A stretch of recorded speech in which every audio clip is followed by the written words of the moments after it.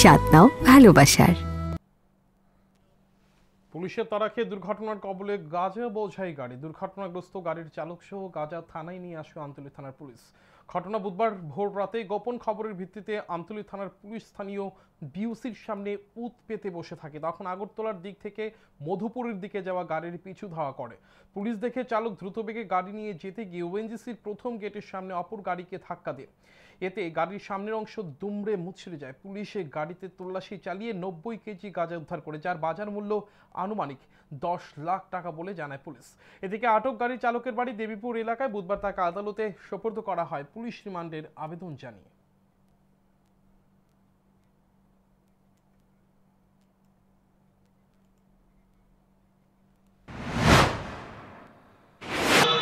আমাদের পেট্রোল পাম্পের কাছাকাছি, কিন্তু কোনো না কোনোভাবে গাড়িটা সেখান থেকে ছুটে আসে। তখন আমরা পিছু ধাওয়া করি এবং ওএনজিসি গেটের সামনে আসা মাত্র এই গাড়িটা আরেকটা গাড়ির সাথে সংঘর্ষ হয় এবং আমরা গাড়িটাকে সাথে সাথে ডিটেক্ট করি এবং গাড়িটাকে চেক করার পর আমরা টোটাল 5টি বস্তার মধ্যে 90 কেজি গাঁজা পাই এবং ড্রাইভার সমেত গাঁজা নিয়ে আমরা থানাতে আসি সমস্ত প্রসিডিউর মেনটেন করার পর।